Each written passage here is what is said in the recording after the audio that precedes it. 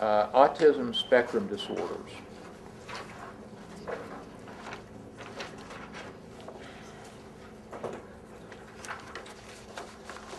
Here we're talking about Asperger's and autism, all right?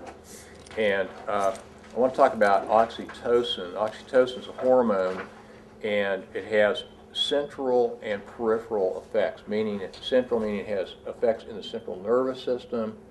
Peripheral effects, it has effects out here in the body, and they're very different. Oxytocin is very important during labor and delivery. It helps to prepare the body to give birth to a baby, and also in nursing.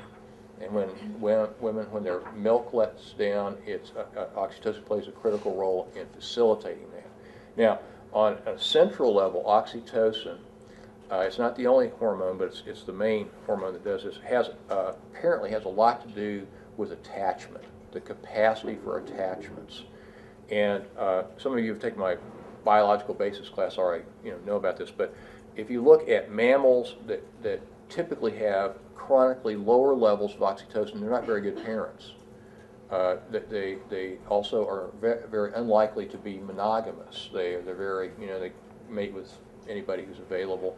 Conversely, mammals that, as a species, have higher levels of oxytocin tend to be better parents, and they are more likely to have the tend to befriend response, more likely to put their life on the line, to protect their kids and that kind of stuff. So oxytocin seems like it might be a candidate for some kind of a molecule that might have an impact on a disorder that is fundamentally an attachment disorder. Okay, and so what we're going to see here is just entirely experimental, but I'm going to show you two studies. Okay, now in this study, this was done with adults, and like a lot of experimental studies, very, very small sample size, have either autism or Asperger's. And a part of what they're trying to do here is train these people to recognize social cues. And especially with Asperger's, as I'm sure you know, some of these people are very bright, but they just don't get it. They can't read body language, facial expressions, the vocal tone of speech, and this sort of thing. And in this particular study, what they're trying to do is they're trying to help them, and they use operant conditioning techniques to train them to recognize those words that are spoken that have some kind of emotional meaning that has to do with vocal tone. So, for instance, if you say, this guy is a good dad, that is really different than saying, this guy is a good dad. Okay?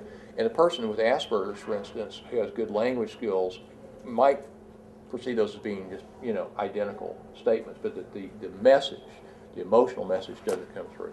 And so what they did here then is they gave oxytocin by way of IV injection an hour before they did the training. And what they found are two things. One is they got a lot better. They got a lot better at being able to recognize the difference when you have sort of affectively charged words versus neutral. But the other thing, too, is their capacity to learn and actually retain that was significantly improved. So when they came back for their next session, they had taken in and actually learned something.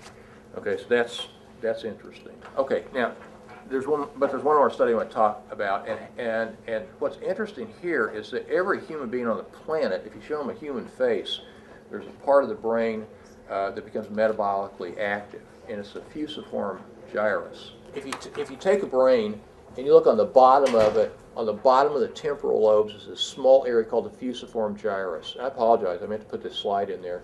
And you just look at a face and it turns on metabolically, especially if there's emotion on the face, it becomes even more activated, okay? And so I guess I didn't put the slide in there, but what they did is they took a group of people that had autism or Asperger's, and they gave them oxytocin by way of nasal spray. Now, they had gotten pre-treatment metabolic brain scans. They showed them faces, and the fusiform gyri they were like dead. I mean, they just weren't active at all. Gave them nasal spray and then showed them faces. an hour later and it lit up like a Christmas tree. I mean, is that cool? Yeah.